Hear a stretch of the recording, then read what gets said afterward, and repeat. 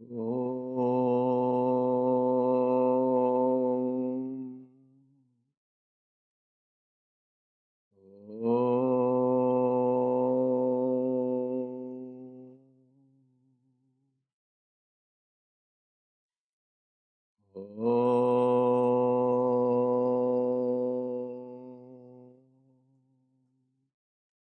Sahana bhavatu, Sahano bhunaktu, Sahaviryam karavavahai, Tejasvinavadhitamastu, Ma vidvishavahai. Om Shanti Shanti Shanti. May the Lord protect us. May He nourish us. May we acquire the capacity to study and understand the scriptures. May our study be brilliant and may we not cavil at each other. Om peace, peace, peace unto us all. Dear brothers and sisters, loving Sai Ram to all of you. So we welcome all of you for the online satsang of the Sri Sathya Sai Baba Center of Arcadia. So we are doing the study circle on Sutra Vahini, that is Brahma Sutras, which is one of the scriptural texts of Prasthanatraya. So we finished the 9 sutras. We are going to start the Brahma Sutra number 10. So which you should have on the PDF file, page 43. In my book, it is page 62. So we finished Sutra 9. The summary there was, Brahman is bliss. So that means God is bliss.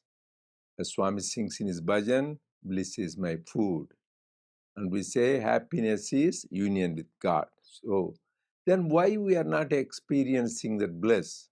That time we discussed in the Sutra 9, this Brahma Sutra say, because we didn't go deep inside. We are at the superficial level. There are 5 sheaths, the Annamaya Kosha, food sheath, then the Pranamaya Kosha, the vital air sheath, then from there you go to the Manomaya Kosha, the mind sheath, and then you travel to the Vijnanamaya Kosha, the intellectual sheath, and then only you come to Anandamaya Kosha, bliss sheath.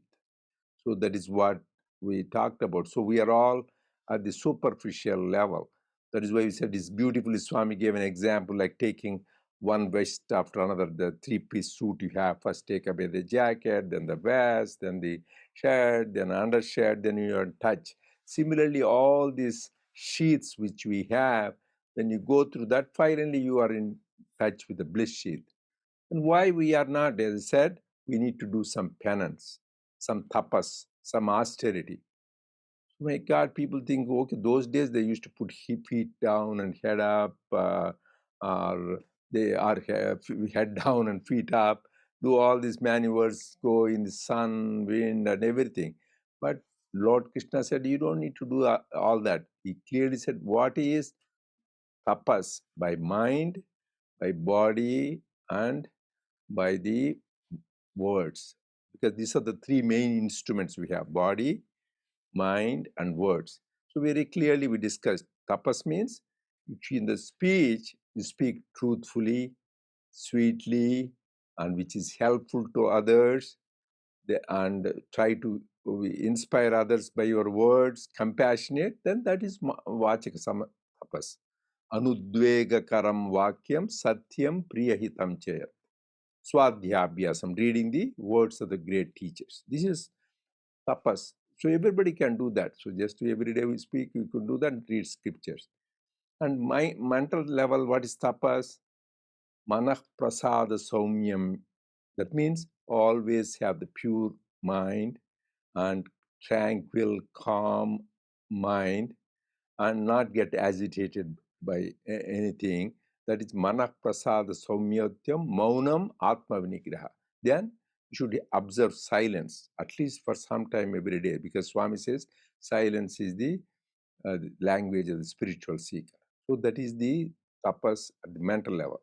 And the body level, then we also talked what is tapas. So everybody can watch silence, and we can also try to have, it's not easy, but calm mind, tranquil mind, cool mind. Then so you should have that. That is tapas. So it is not. And what is sharirika tapas? Devadvija Guru Prajna Pujanam Shaucham Arjamancha. That means respecting elders. Like you see nowadays, people don't respect elders because of age or anything. Oh, he's an old man, discard him, put him in a nursing home or something. People don't. But in our thing, it's very important respect for elders, for their wisdom and for what they contributed to the society. And also respect the sages, saints, by following their teachings, and respect your teacher, Guru, for us Swami's Guru, and worship the gods, which all these things you do, that is also Sharira tapas. More importantly, try to have the harmony of thought, word, deed, ruju vartana. Because people say are hypocrites, they think about something, say something, and do something. Majority of the people, they're all what the Swami says, they're duratmanaha, bad people. Mahatma is the one where Manasekam, Vachasekam, Karmanyekam Mahatmana. What they think, they say, and they do. So they are more straightforward. That is, and then next one is Ahimsa. Then they don't hurt anybody by their thought, words, and deeds. That means they don't say hurting word, they don't think negative about people, and physically they don't hurt. Anyway, that hopefully none of us do that, but there are some people who physically can hurt people. That is the sharirika tapas. And finally, cleanliness, both internal and external. So these things, what we call tapas, everybody can do, right? That is, it doesn't require any paraphernalia like yajna doing. This is all tapas according to Lord Krishna. This is given in chapter 17, Shaddatraya Vibhaga Yogam. So then we can get rid of travel from outside sheath to inside food, to the vital air, then mind, the intellectual, finally in touch with the bliss sheath. That is what we talked about in the aphorism 9, the sutra, where talk about Brahman is bliss. And also they said clearly, whenever you go outwards, you'll have nothing but pain. This everybody realized that. Lord Buddha, why did he give up such a beautiful palace, family, everything, comfort and parents to love? Because he said that doesn't give happiness. Something which gives happiness is within. Heaven is within us. That is what that is said. And so that is what we finished. Now today we are going to start the Sutra 10, Brahma Sutra 10. Okay, you want to start, Krishna? Yes. Divine light and divine feet. Jyotish Charana Abhidhanat. The word light Jyoti in the Upanishads does not connote the physical light of the material world. When material limits or qualifications like feet are specified, how can the immanent, all pervasive entity be indicated? Such a limited or qualified phenomenon cannot become the object of adoration or meditation. When the word light is understood to mean the light having certain natural characteristics, it cannot signify Brahman, the universal absolute. Divine light shines everywhere. The hymn in praise of the cosmic person declares the entire cosmos with all its component elements is but 1/4 of his glory. Padosya Vishwa Bhutani. Therefore, the cosmic person is beyond bounds, measures, or degrees. The divine light, Jyoti, illumines heaven and beyond the beyond and reveals even Brahman, that which makes known by its splendor the era preceding the origin of living beings and the regions beyond even the farthest and the highest. That is indicated by the word Jyoti. It shines in that supremest among supreme regions. Note also that the same divine light shines everywhere at all times in all and in all beings.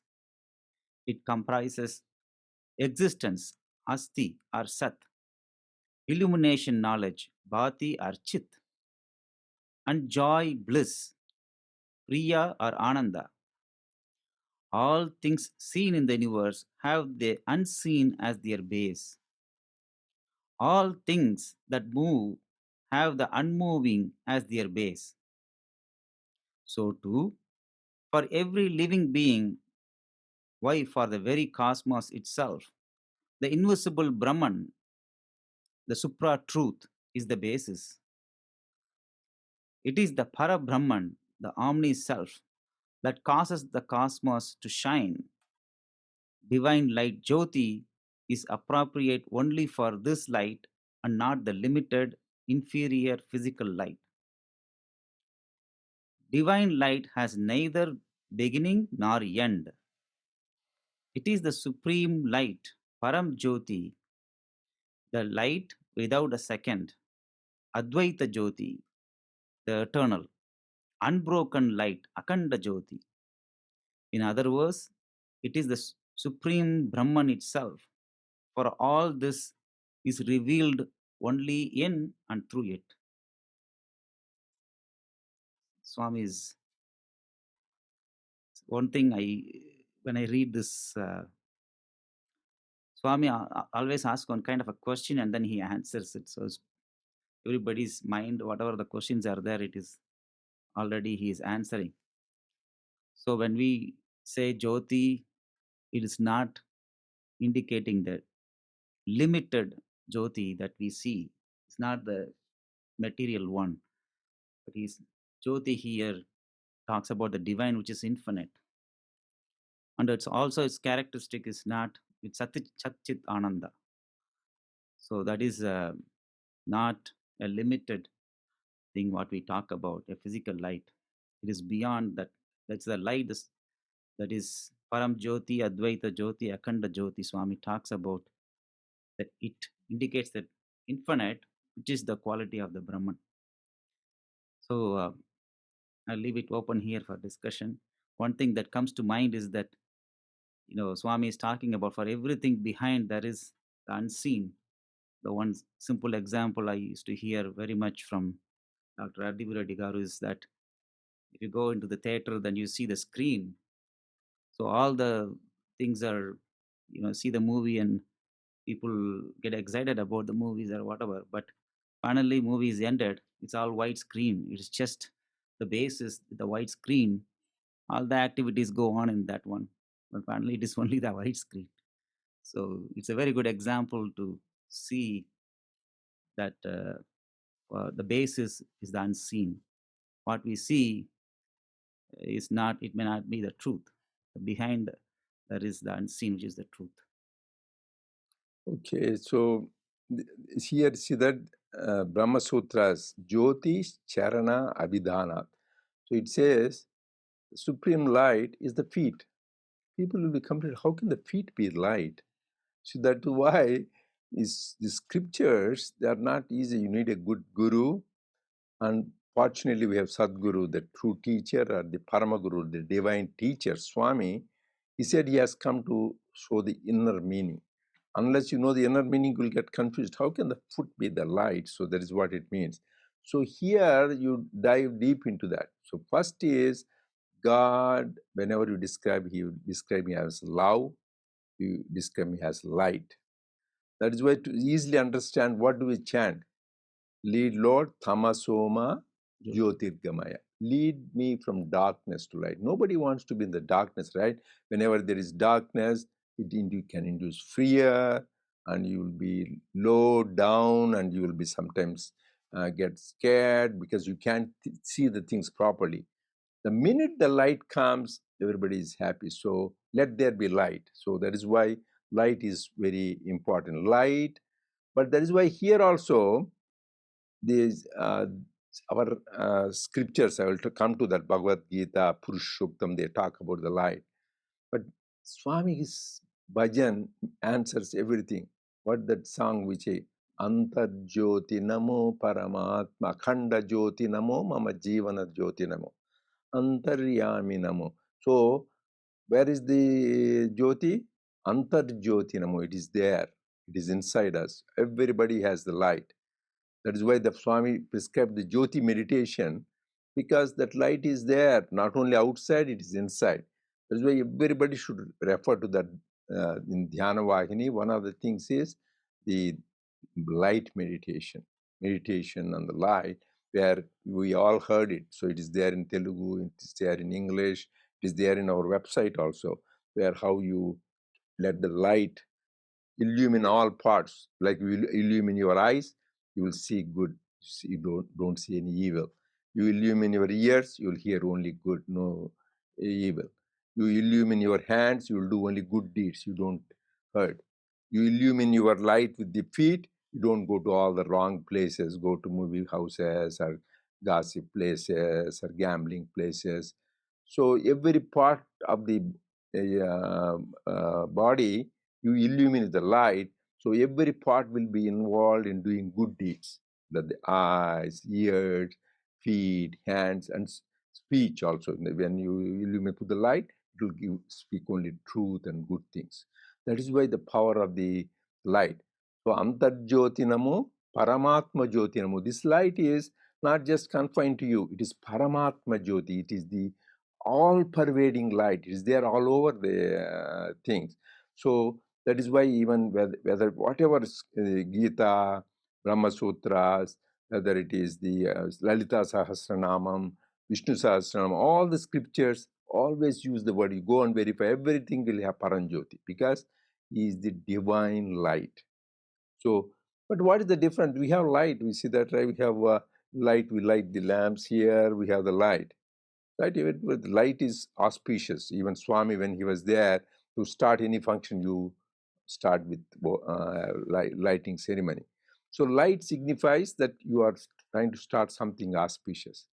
But these lights, whatever lights we light up, they're subject. So if, for example, there is the oil runs out, light is gone. It's dependent. And there is a wind blows, the light is gone. Okay, so no, we don't worry about those lights. We have electric lights. The power is gone, light is gone. But that light which doesn't go, sun, it is always there. We think in the night also it is there, but we don't see the sun. That light which never fades, which is always there, that is sun, comparable to that. Sunlight doesn't know it, wind cannot blow it, nothing can affect. But this Paranjyoti is Jyotinamapi Jyotis. This is the light of the lights. That's why you go to the chapter 13 in Bhagavad Gita, Lord Krishna says, I am Jyotinamapi Jyotis, sloka 18. So like this sun, you see, you get the light sun, daytime, right? Night, moon. So Shashanka, Pavaka. These three are usual lights we see, major lights, like the sunlight, moonlight, and the fire. He is the light of the lights. That is why even Kenopanishad, when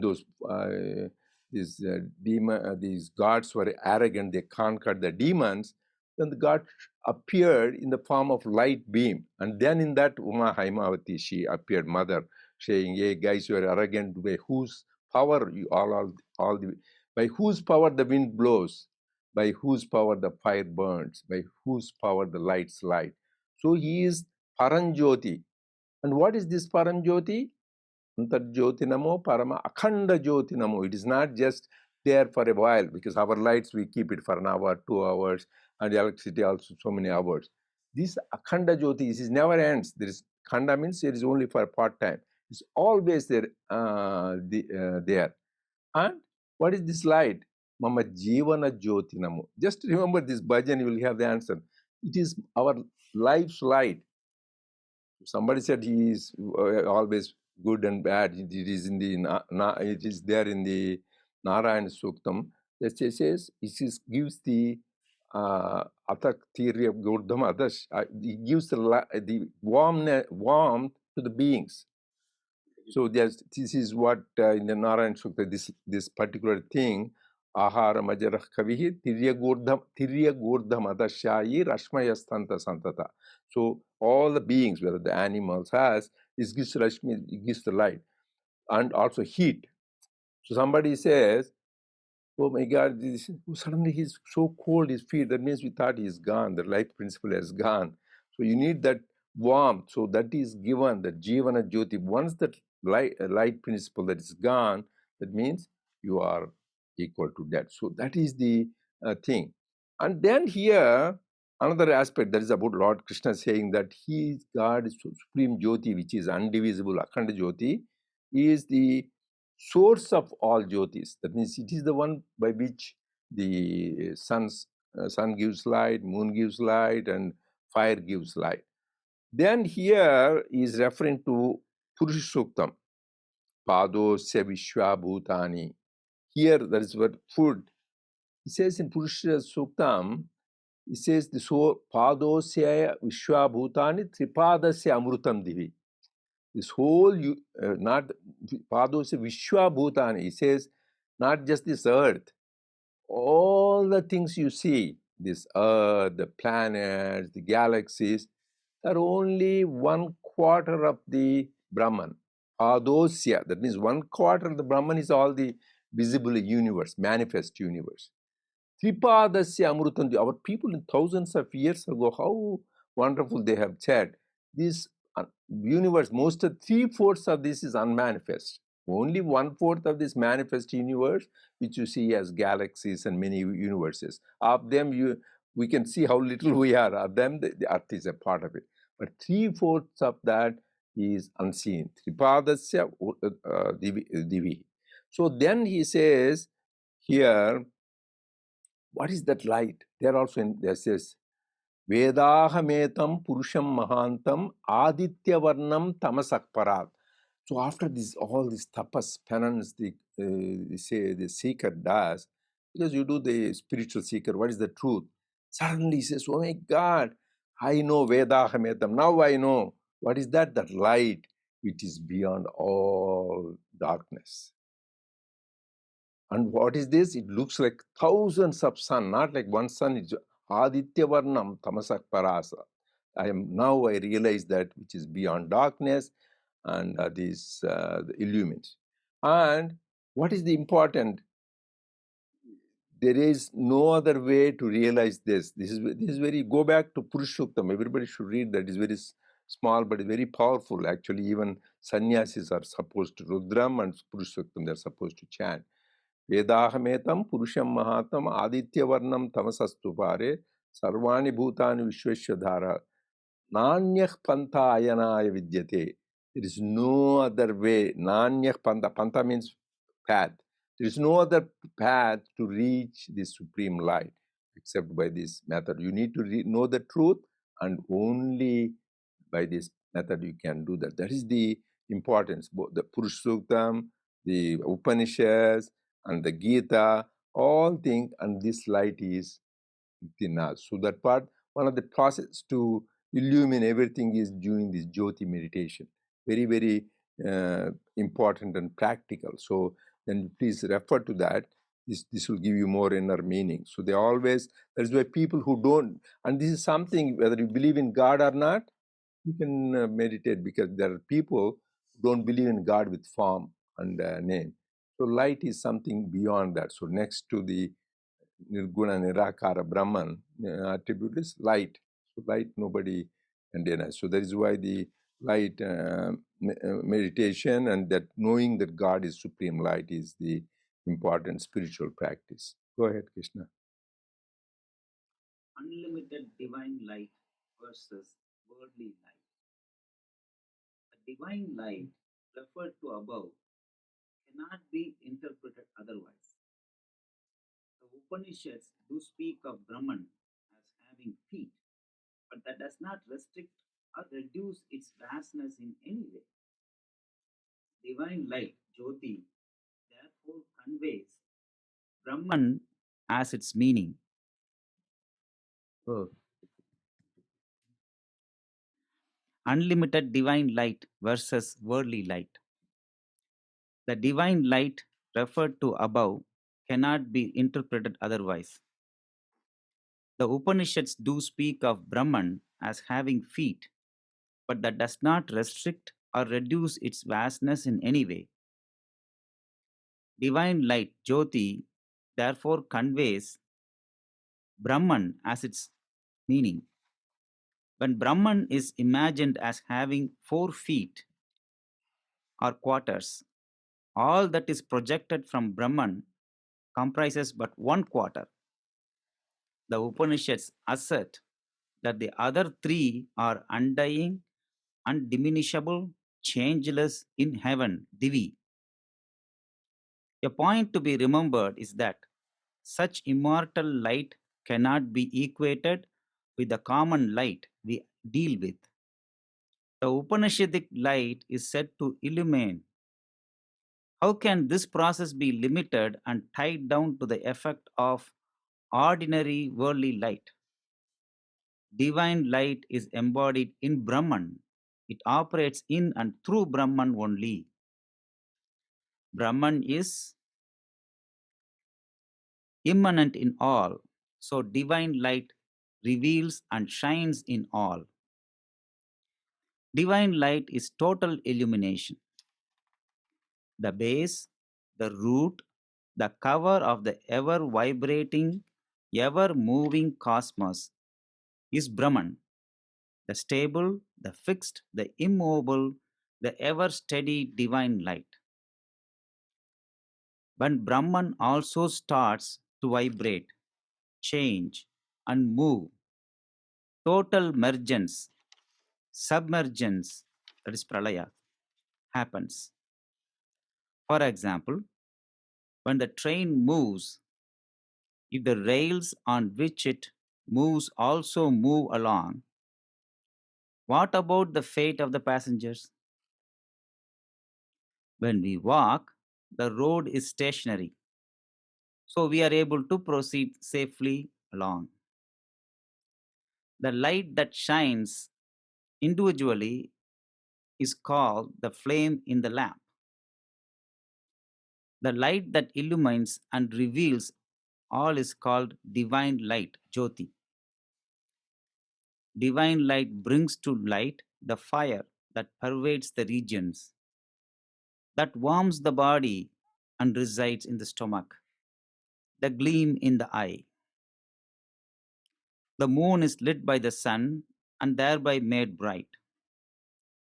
All these activities are prompted and promoted by Brahman, which is divine light itself. Divine light is the principle, the phenomenon of illumination in all its aspects. I think Dr. Reddy already explained about the whole Purusha Suktam, and that's what Swami is talking about. The 1/4 is just the manifested, that is, 3/4 of the Padam is unmanifest. That is, so that cannot be a finite one. So Swami again very clearly and emphatically says it's a divine light is beyond our imagination. It's Brahman itself, because it is born and in Brahman. It's through Brahman only.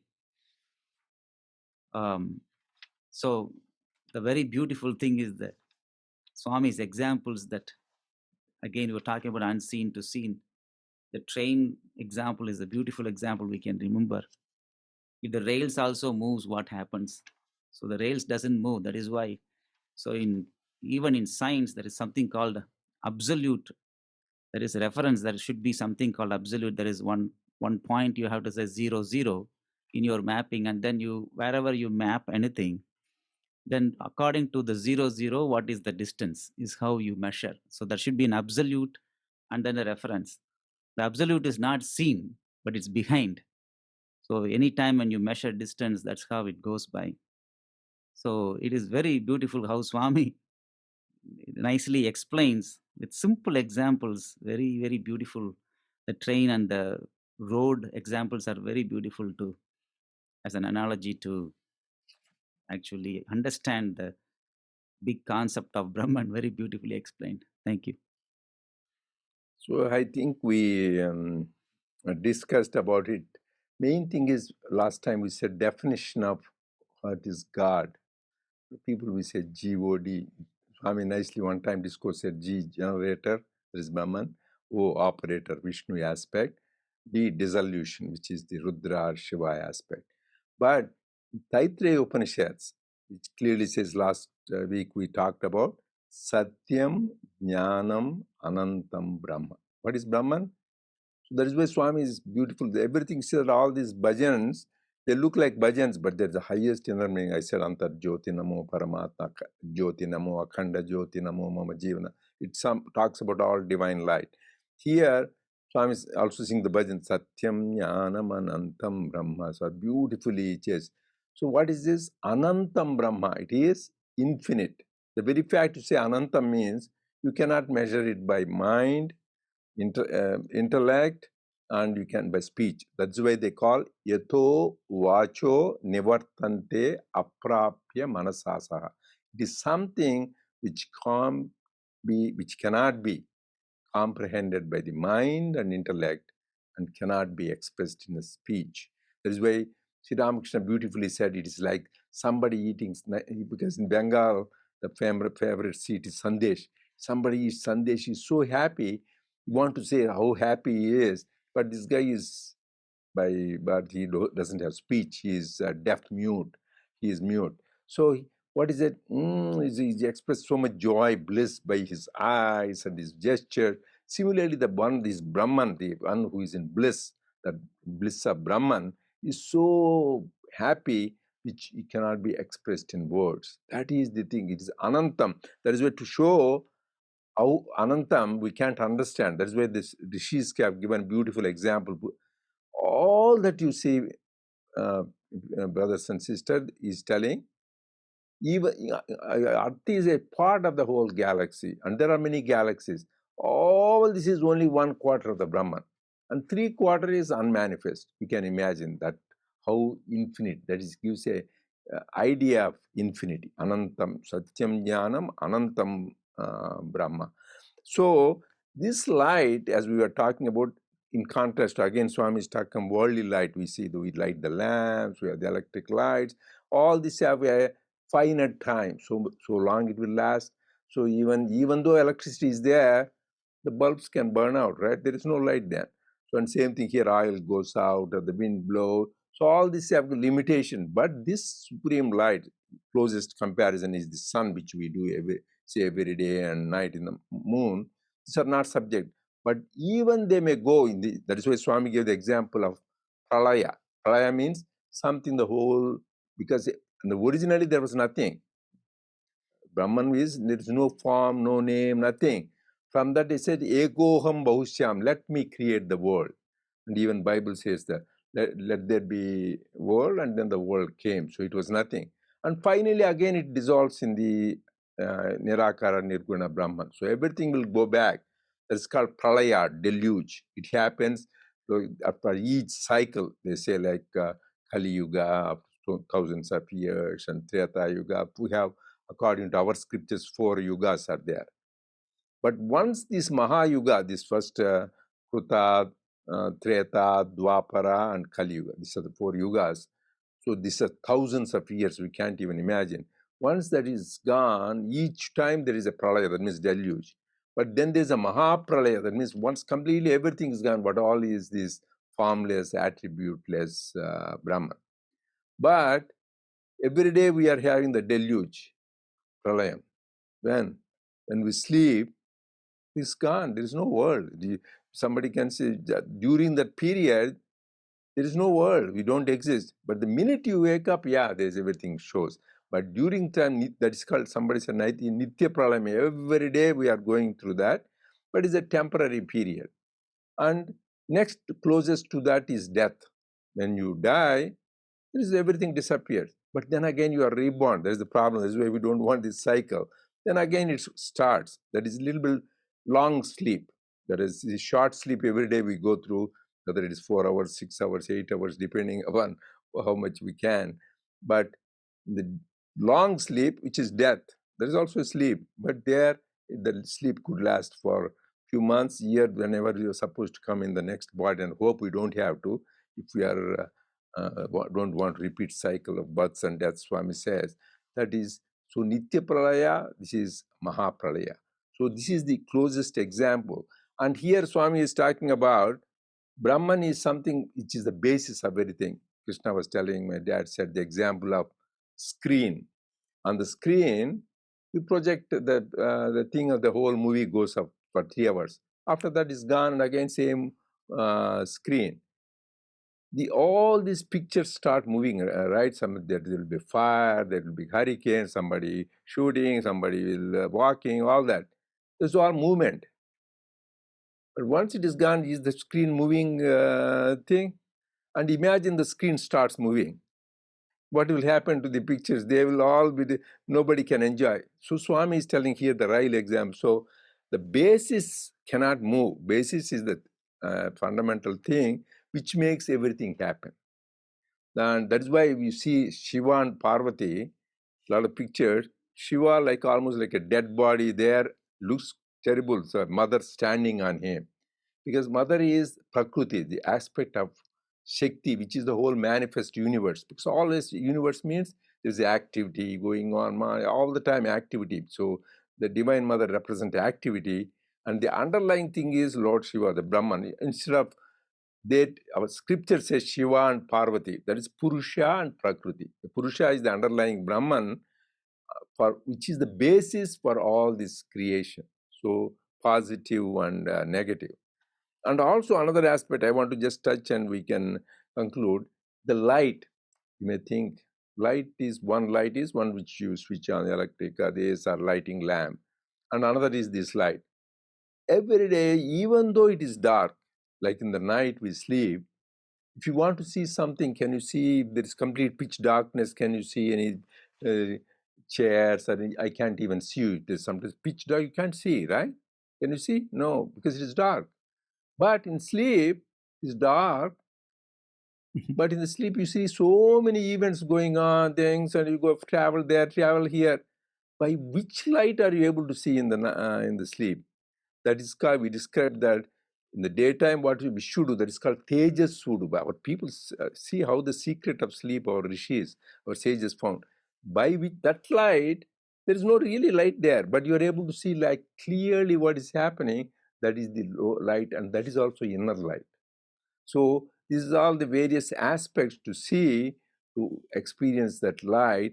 We need to be connected with the divine light. This whole thing is, the whole practice is how we get connected. So all these aspects you can see from Bhagavad Gita, Purushoktam, Taittiriya Upanishad, all these things give us aspect. And that's why I said the whole purpose divine light is to keep us not in darkness, and so that our everything is illumined by that light, so that we see good, see no evil, hear good, hear no evil, think good, think no evil, speak good, speak no evil, do good, do no evil.